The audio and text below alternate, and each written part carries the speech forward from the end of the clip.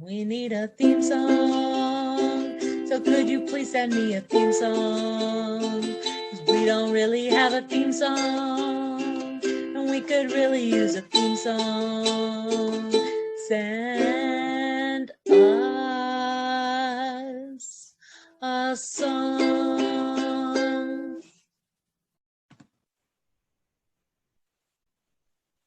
I welcome you wherever you may sit from my home that sits on Treaty 8 land, the traditional and ancestral territory of the Cree and Dene. This territory is home to the Métis settlements and the Métis Nation of Alberta within the historical Northwest Métis homeland. I thank the many First Nations, Métis, and Inuit who have lived in and cared for these lands for generations. Tremendously grateful for the traditional knowledge keepers and elders who are still with us today and those who have gone before us. I make this acknowledgement as an act of reconciliation and gratitude to those whose territory I reside on. Hello, everybody. Great to see you. So today is going to be my third installment of the novel for NaNoWriMo. I'm going to be honest with you, though. I've almost written nothing since last week, and last week I had almost written nothing since the week before. So far, what I had really hoped to be a grand success for me is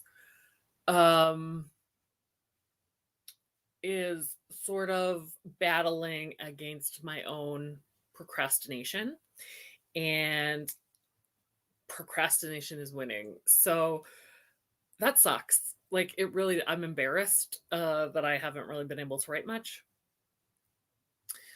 And it's not writer's block. I'm literally just not doing it. I don't know what I need to do, and I don't know what that's about. But anyway, that's where I'm at.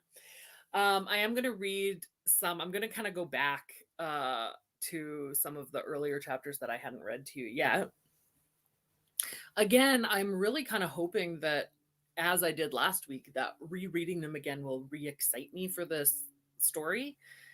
But I actually have just written today, started a different story. I don't even really know what it's going to be. It's sort of, I had a number of very detailed and unusual dreams last week. And the kind of dreams that I needed to like tell people about, or like I texted one of my friends and said, "Oh my gosh, I have to tell you about this dream that I had." Like, and I didn't get a chance to tell her about it until today. And yeah, it was so weird and interesting and went on all these places.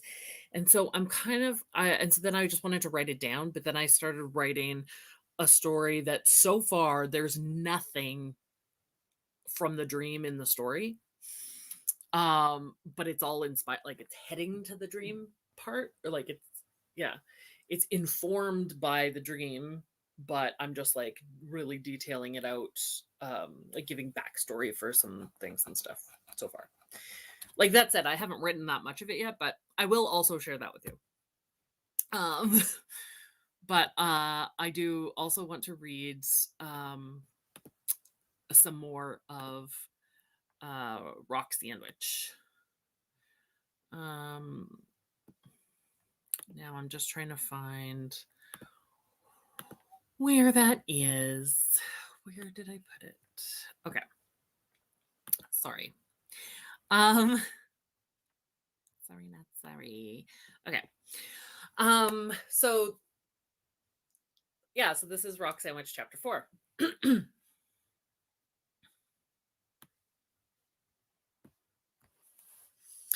Sarah had begun working for Miss Casa about 4 years before.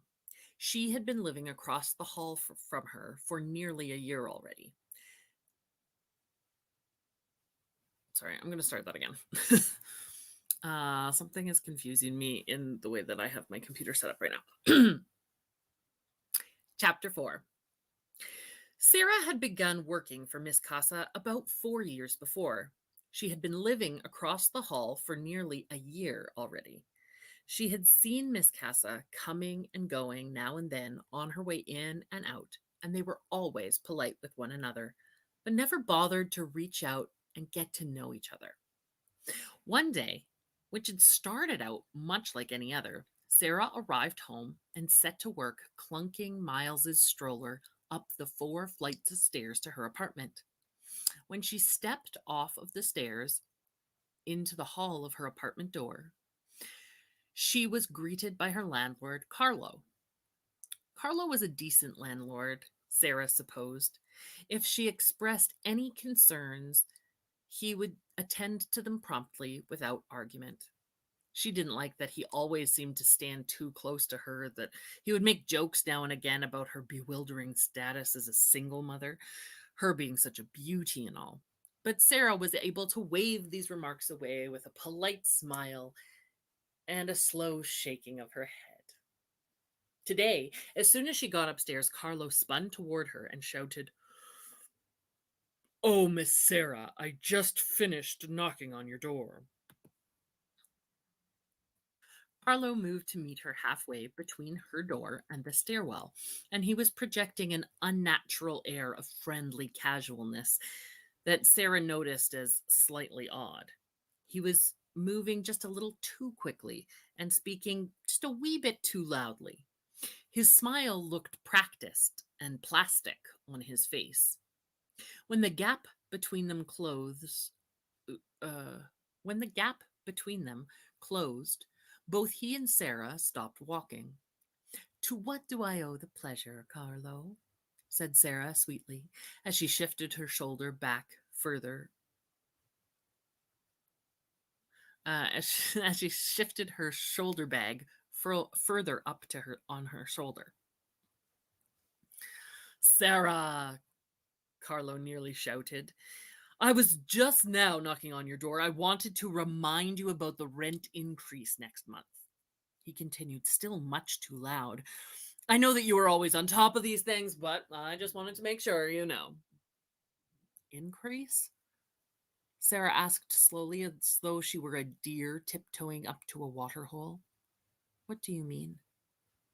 "Haha, you see, even meticulous Sarah sometimes forgets," the landlord joked.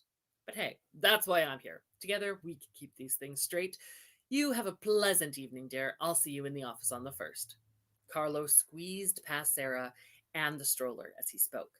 He was practically down the first half flight of stairs when he finished and waved goodbye. "No!" Sarah yelled to stop his retreat. "Carlo, I don't know what you mean. You didn't tell me about any increase." She ran to the top of the stairs, leaving the stroller where it was, halfway down the hall. At first, Carlo laughed and swatted his hand, trying to convince her that he assumed she was kidding around. His eyes betrayed him, though. They darted to Sarah to check if his ruse had been bought. He saw in her eyes a panic that nearly broke his heart. Carlo was a decent landlord, but sometimes even the most decent among us try and get away with indecent things. When a person is stuck between a rock and a hard place, it is hard to think about how, in pushing the rock aside, it might very well end up right in the middle of someone else's path. Everyone called Carlo the landlord, but he did not own the building. He was, in fact, the building manager, employed by the owner to ensure that vacancies were filled, units were maintained, and that the tenants paid their rent on time. 3 months before, the landlord had instructed Carlo to issue a rental increase notices to all of the building tenants by 8%. 3 months' notice was required by law. The notice letter the notice letter invited tenants to contact the building manager if the new rent amount was untenable and they wished to vacate before the hike went into effect. The notice indicated that 30 days written notice would be required of any tenants who decided to move. While the rate of increase was much higher than expected, nearly double the previous increase, Carlo dutifully wrote out the notices and delivered them to his tenants. He expected the angry replies, pleading phone calls, and a bump in move out inspection bookings. It was all part of the job, and Carlo had thick skin. All was going as smoothly as he had expected. One evening, Carlo was in his office and bumped his desk. This should not have been an issue at all, except there was a picture that Carlo's niece had drawn for him that had been standing on the desk, leaning up against the wall. When Carlo bumped his desk, the picture jostled and slipped through the crack between the desk and the wall. Carlo pulled the wall away from the desk to retrieve the picture, and when he did, he noticed that there were a couple of other things that had slid down off the desk and were pressed up against the wall. He retrieved a ruler, an envelope, 3 paper clips, and a ticket stub to a silent auction event he had attended a few months prior. Carlo shimmied the desk back into the position, put the paper clips of the ruler in his drawer, threw the ticket stub in the trash, and picked up the envelope to inspect it. It didn't look immediately familiar to Carlo as he turned the plain white envelope over in his hand. On one corner was a sticker that read 4B S Lot. The envelope was unsealed, so Carlo pulled out the folded white sheet that inhabited it and unfolded it. Carlo winced. As soon as he saw the letterhead at the top of the sheet, he knew it was 4B's written notice of rental rate increase. It must have simply slipped behind the desk unnoticed when he was addressing the envelopes. It should not be a big deal, but the tenant that this letter was addressed to, Sarah Lott, would not have received the notice. She would have no warning that in 4 days' time her rent would be 8% higher than she had expected. Now, none of this would be quite a catastrophe if it hadn't been for the last conversation that Carlo had with the building owner about the rental hike. Carlo had reasoned that as the landlord will be generating significantly more revenue, Carlo should be seeing a fair share of that increase. Carlo wanted a raise.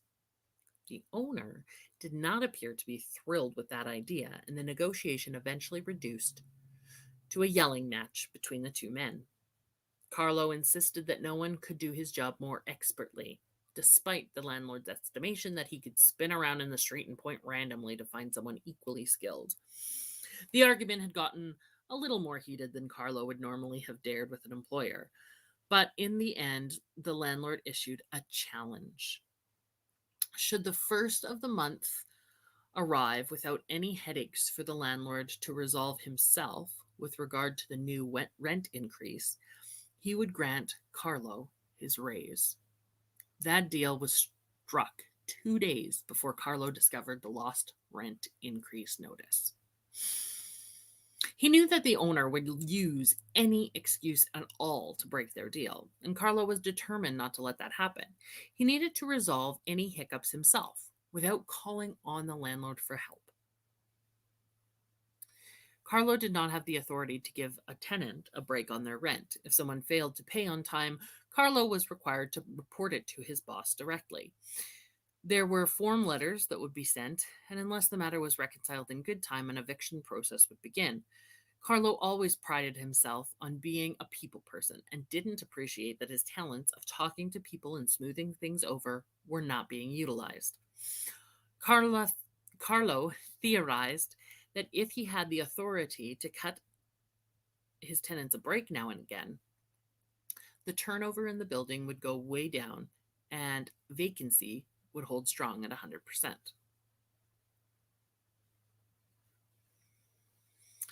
Tenancy would hold strong at 100%.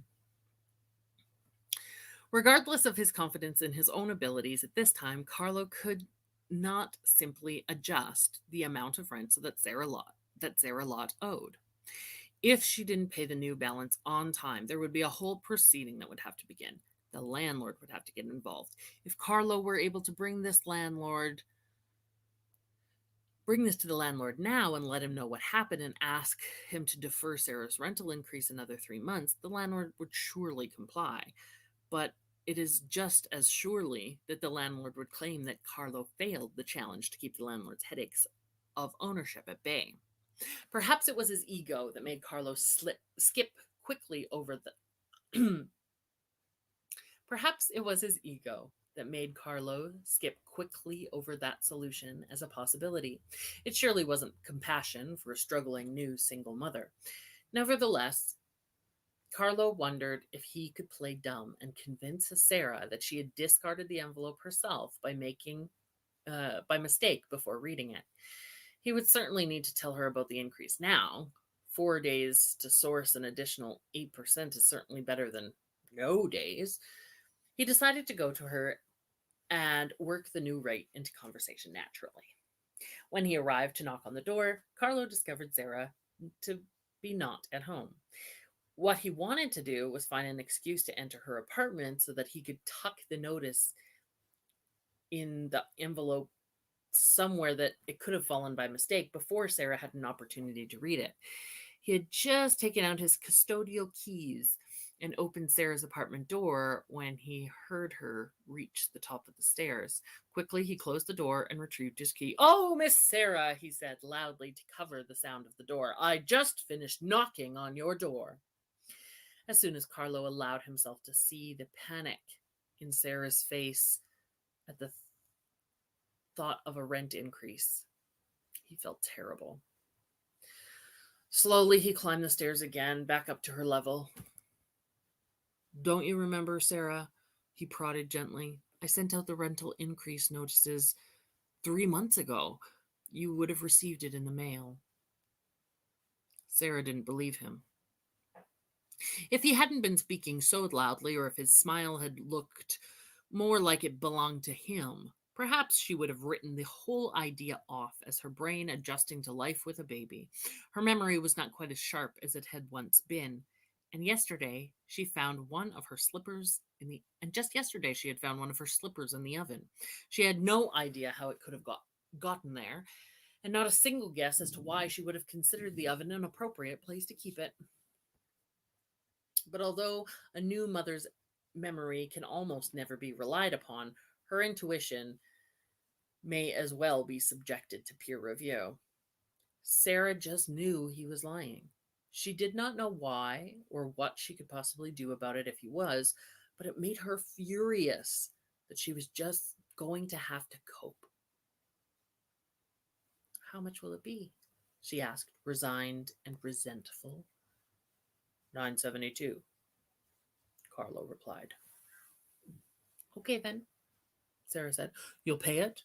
asked Carlo, having expected more protest. "Don't I have to?" Sarah answered. "But can you pay it?" he pressed. "Not today." "Oh, it isn't due today. Not until the 1st. You have 4 days." Carlo's words sounded like he thought she should consider it a blessing that she had 4 more days to come up with the extra money. 4 whole days, Sarah shot back. "You'll be okay for that?" Carlo wanted Sarah to ease his worry. He wanted to hear that this was not going to be a problem for her, that she would manage just fine despite the short notice. Instead, all she could say was, "I'll have to figure something out." Chapter 5. Sarah watched Carlo descend the stairs. She took a moment to straighten her spine, pull back her shoulders, and lift her head. "I can do this," she whispered to herself before pivoting back towards her apartment. The stroller sat where she had left it, though when she saw it, her heartbeat quickened. Next to the stroller was her neighbor, bending down close to Miles inside. Excuse me," Sarah began, trying not to succumb to full-on panic. "That's my son." "Yes, I know," Casa replied lightly. Sarah didn't know why she felt uneasy, and the ease of Cass's reply only highlighted the degree of her overreaction. She reached the stroller a bit more relaxed. Still, she scooped Miles up in her arms and nuzzled his head. "You have a good, strong boy there, Mama," Casa said. "And he's got a good, strong mama." Sarah's face tingled at the compliment, though she tried to brush it off. "Oh, sure. Thanks." "You are," Casa insisted. Sarah knew that Casa meant what she said, but she didn't know why she was saying it. It made her feel proud and suspicious at the same time. You could possibly know that, she joked. I didn't before, no, her neighbor admitted. How could I? But today I know, he told me. She turned her attention to Miles and rubbed his back. Sarah smiled in spite of herself. Well, he'll need a good, strong mother today, she said. Carlo was just telling me that my rent went up, so I have to figure out how to make some money in the next 4 days. The rent was enough of a challenge before it went up. Sarah indulged in a long, heavy sigh. Oh, well, I'll think of something. You need tea, Casa stated. Sarah wasn't accustomed to revealing so much of herself to a stranger. Complaining about her financial woes, she felt naked. Thank you, but I'll be just fine. Casa shook her head and started pushing the stroller towards her own apartment door. Tea, she said again, opening the door and pushing the stroller inside. She left the door open as she disappeared into her apartment. Sarah looked at her son and shrugged. Shall we? She asked him before following Casa inside. Stepping into Casa's apartment sort of reminded Sarah of stepping into a paradox. It was decorated so that it felt minimal, but upon closer inspection, it was so full of stuff. Despite the amount of furniture, knickknacks, and art filling nearly every inch of space, the apartment felt bigger than it was. Sarah took in the room around her, impressed and jealous. Casa began what Sarah would come to refer to as the tea dance. She moved around the kitchen with such practiced ease and grace that Sarah suspected she might be performing choreography that had been passed down generation to generation in Casa's family. It was a good minute and a half that Sarah stood awkwardly in the doorway watching Casa float around the kitchen, waiting for an invitation to sit down. When Miles pulled on her earring, breaking her quasi-trance,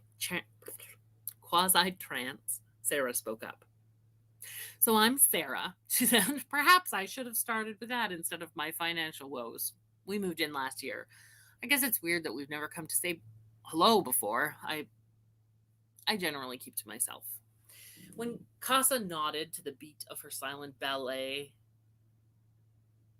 as her only reply, Sarah continued, It's kind of you to invite us in. Is there anything I can help with? No, Casa replied. No, Sarah laughed. No, Casa echoed and then gestured to a chair. Just sit. Here. Sarah attempted to orient herself to Casa's sharp, direct demeanor.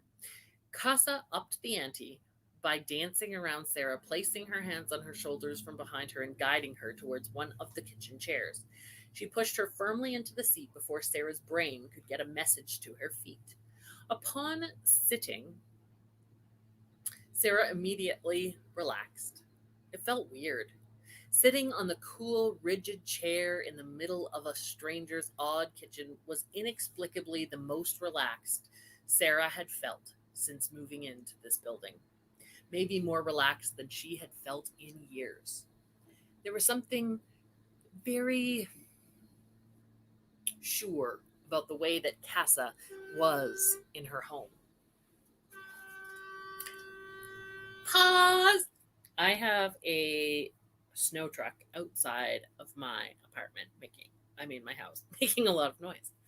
So we're just going to see if I can get these headphones going instead. Okay. Sorry, folks. There was something very sure about the way that Casa was in her home. It made Sarah feel safe. There was nothing threatening about her oddness, and Sarah felt certain that she was in the presence of a woman who had no qualms about speaking her mind. It is incredibly comforting to share space with someone who stated things plainly. Usually, Sarah spent so much energy trying to guess what someone was thinking or feeling and would exhaust herself trying not to step on their toes. She formulated responses designed to be right in all possible permutations of the face value of the conversation. After Miles arrived, Sarah found herself lacking the energy required for this level of people pleasing and generally avoided people altogether. With the exception of her virtual interactions for work, and Miles himself, of course. The incident with Carlo earlier was the longest conversation Sarah had maintained with another person in weeks. As much as she hated to admit it, even to herself, a part of Sarah had been longing to relax into the company of a friend for a long time. And even though the woman near her did not seem to be much of a talker, and despite the fact that at this moment Sarah didn't even know her name, she still she could tell that if she decided to, she could befriend this lady. A light tap on the table in front of her pulled Sarah from her fantasy friendship and back into the room. The tap was the cup of tea being placed before her. A second tap marked Casa's cup resting on the table. Casa scooped Miles away from Sarah, sat down across from her, and started to bounce Sarah's baby on her knee. She held him with one arm and sipped her tea with another arm. She prodded Sarah to taste her cup, as Sarah had again been stunned into a statuesque bewilderment.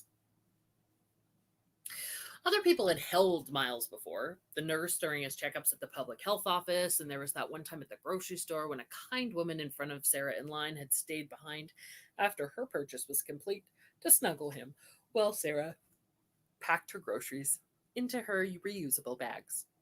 But by and large, Sarah's were the only arms that Miles ever knew. Seeing someone else lift him away from her was definitely strange, especially someone she did not have to interrupt first with a pitiable wince and a profuse apology, asking if they could please hold him just for a minute. What was weirder was how natural Miles looked on another woman's lap. He was alert, smiling, totally happy. It was as though he didn't understand that his mother was now further away from him, or that he was farther away from her. He is 2 months old now? Casa asked, looking for confirmation of what she already knew. Yes, Sarah answered. How did you know? You live across the hall from me, Casa explained. You didn't think I would notice you trading your big balloon belly for a baby or what? Sarah laughed sheepishly. I hope he hasn't been too loud at night. I know that sometimes he can fuss for quite a while. Does it bother you? No, Casa replied with her usual briskness. I'm glad, Sarah said. Are you on maternity leave? Casa pried. No, Sarah said. I don't qualify. What do you do for money then? Casa asked bluntly. Uh, well, I've been working on I have an online business on the internet. I work for myself. Sarah started to feel shame piling on top of her words, and she struggled to get them out. I went to school for public relations. I worked in the field for about 6 years and moved here for a PR job just over a year ago. Sarah didn't know how much of her story she should admit to, and the words kept getting stuck on their way through her mouth. I had to leave when I got pregnant. You got fired? Asked Casa. No, not exactly, said Sarah. It's sort of a long story, but basically I quit. It just didn't feel like it would be a good place for me to be, especially because of my pregnancy. As hard as it was for her, it felt kind of nice to be telling someone about this. Telling anyone anything about what was going on for her felt nice. It had been a long time since she had had the opportunity to talk about her genuine self. It was at this point in the conversation, though, that her nerves started to overwhelm her. She began to speak faster, trying to reach the end of talk of her last job. I wouldn't have stayed even if I wasn't pregnant, though, so it's okay. But in PR, the most important thing is networking and building connections, and it's hard to find work in a new city where you don't know anyone. And I was only at the other job for a short time before I quit, so I couldn't exactly ask for a reference to any of the other firms. No, they probably would not have been much help. So then you started an online business? Casa said, in an attempt to pivot the conversation to a topic Sarah might enjoy more. She was mistaken, though, as it turns out. At the mention of her online business, Sarah's face blushed and she looked torn about whether to keep talking or run out the front door. It's okay, silly Sarah. Lots of people take their clothes off online. It's an honest living. Don't let anyone tell you different. Sarah's eyes grew wide and she froze in her seat. How do you. Have you. Who said I was? Her confusion and surprise prevented her from finishing her question. She wanted to know who this woman was, sitting across from her, knowing things about her that she wanted to be kept secret. I've been around a long time, silly Sarah. I know that if someone says they work in online business and they have either started up a company based on the internet, in which case they speak about it proudly to anyone and everyone, since for a company to be successful, you have to know about it, or they do a primarily online version of multi-level marketing business. But if you were doing that, you would not have been able to pay your rent a long time ago, and you would not be here in my kitchen today. The only other option is some version of pornography, the oldest profession with the newest technology, and it is often not just the oldest profession, but the most lucrative too, especially for a single woman recently knocked up.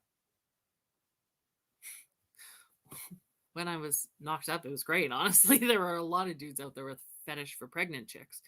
It was a piece of cake to get clients, and I didn't have to do very much at all. Since having him, though, I don't seem to hold the same appeal.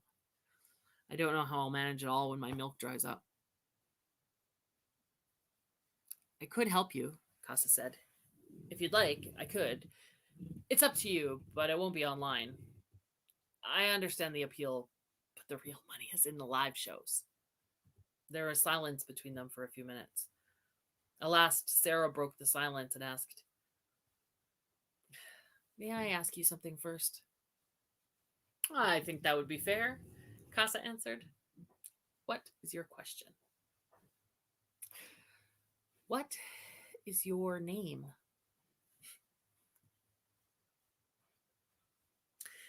Okay, that's the end of that section. So I will leave it there. I am going to give you a little taste, though, of this other one I've been working on. So far, it is called A Season at the Coop. That's the working title. Not sure. Not sure. Part 1, The Coop. Chapter 1, We Meet Again. You could credit our ingenuity to our age, but that would only give you a very small slice of the pie. All of the others were either our age before or would be one day. The real reason that we achieved such notoriety was because we did everything exactly backwards. When other companies looked at the status quo and tried their best to emulate it, we broke our backs trying to wrench ourselves in some brand new direction. We were proud of it too. We knew that we were as reliant, if not more, on the zeitgeist as all the we knew that we were as reliant, if not more, on the zeitgeist as all the mainstreamers were, but we didn't let that deter us. We rebelled against the norm by flipping the page over and tracing the old markings exactly, but in mirror image. Some of our critics thought we should be doing something else. There was a sort of script at the time, a formula to be followed. We were not the only ones who had grown tremendously bored of the script. Not the only ones by a long shot. Others had flipped the script before us. They flipped it over and painted on the back with bold colors and bright lines. Others had thrown the script out and baked cookies. Some had burned the pages and tinted their eyebrows with the remaining ash. Not literally, of course. The script itself was not a literal piece of paper, you understand. I speak in metaphor. There were 6 of us who built the coop to start with. We had studied together several years before. Between graduation and the co-op, there were 12 years and 3 months of each of us trying out the script, rolling its words around our mouths like marbles. For us, though, marbles proved terrible choking hazards, and we were lucky to make it back to each other alive. I'm not speaking literally, remember. We were the 6 founding members: Dylan, Uris, Lana, Bixby, Ben, and me, Henny. Our first meeting was basically accidental. We all attended the opening night of There Was a Hand Afoot at the Precision Theater, just a few blocks away from our former stomping grounds. Technically speaking, Ben wasn't attending the show, he was working the concession. Typical Ben. Trust me, if you knew him, you'd be rolling your eyes and sighing out a laugh of recognition right about now.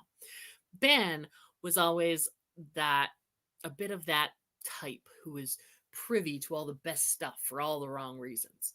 If you're going to start a theater company, though, believe me, you want someone who isn't undermined by the indignity of running a concession.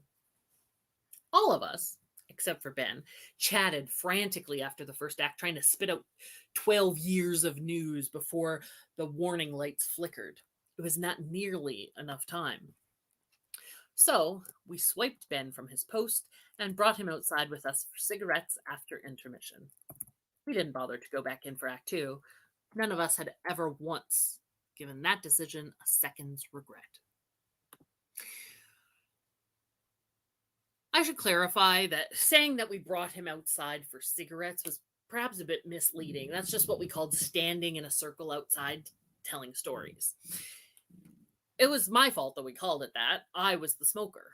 Uris and Ben sometimes too, but mostly it was me. The others didn't love it and encouraged me to quit. I didn't think I could, but eventually I admitted that the cigarettes allowed me to take a break from whatever was going on in the crowded indoors of my mind, and we'd stand in a circle and warm our faces by telling stories, and that was the most addictive part. The nicotine, I could stand to crave. So we kept the tradition of cigarettes alive, as we did our lungs, and not one of us ever smoked a literal cigarette again. Chapter 2, Mission Statement. We decided to impose a bit of structure onto the Hold on one second. My cat is trying to get a treat, and it's distracting. So I will give you a treat. Come here. Hello, Chrissy. Hey, you don't get the whole bag. Look, this is what you want.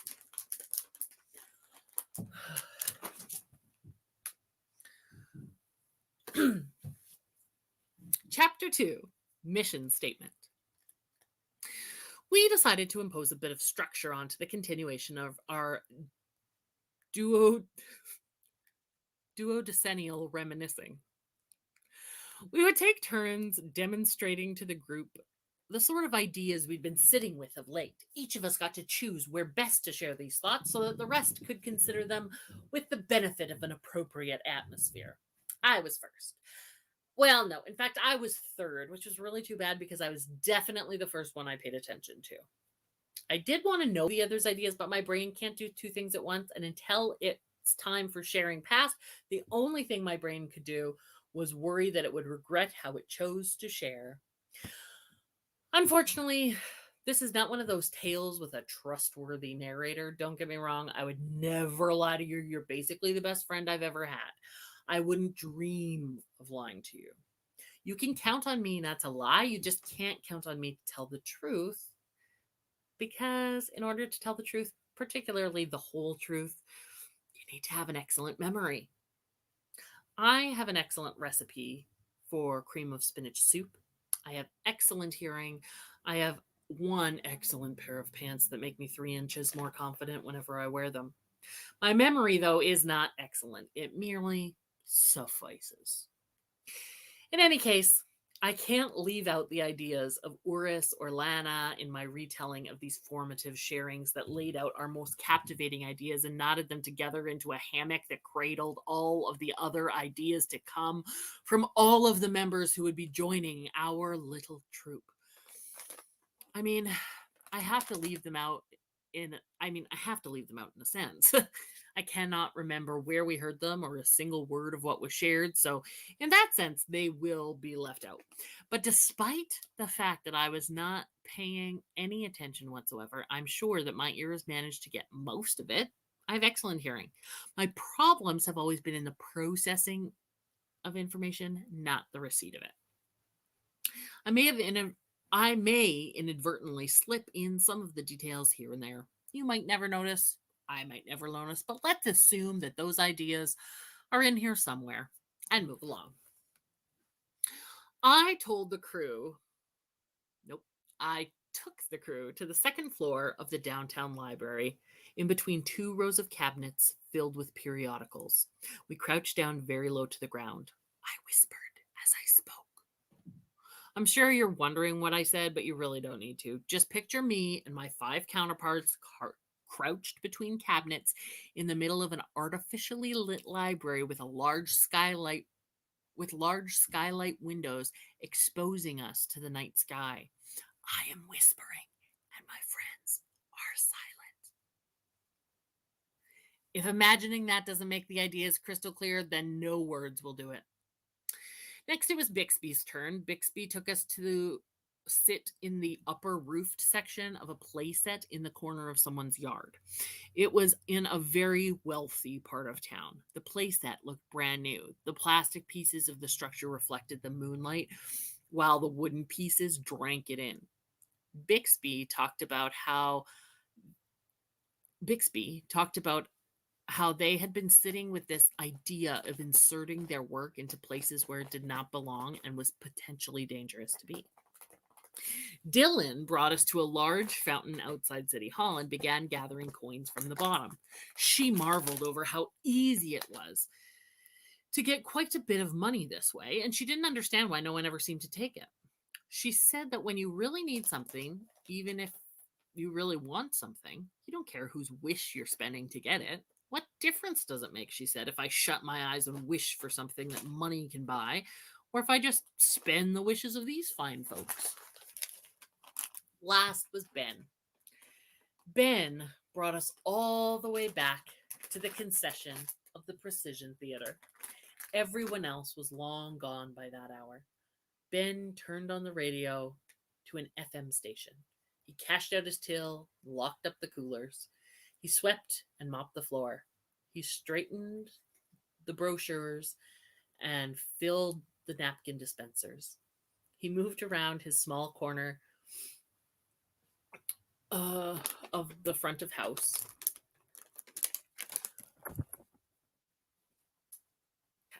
On a keyboard. Where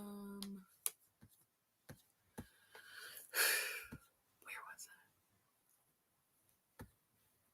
it? Last was Ben. Ben brought us all the way back to the concession of the Precision Theater. Everyone else was long gone by that hour. Ben turned on the radio to an FM station. He cashed out his till and locked up the coolers. He swept and mopped the floor. He straightened the brochures and filled the napkin dispensers. He moved around his small corner of the front of house gracefully and cheerfully. It was like watching a dance. When he was all done with his work, Ben brushed his hands together and smiled us into the sunrise. So yeah, I am really excited about this piece, and so I might end up just continuing with that one. And shelving the novel for a bit because I'm less excited about that. I really want to just bite the bullet, suck it up, finish, do what I wanted to do. But so far, I have not made myself do that. So we'll see. Tune in next week and we'll see what I'll be reading from. Because I think I'm just about out of stuff to read that I wrote during that first week. In a bit. Thank you very much for tuning in. And I'll see you next week. Bye-bye. We need a theme song. So could you please send me a theme song? 'Cause we don't really have a theme song, and we could really use a theme song. Send us a song.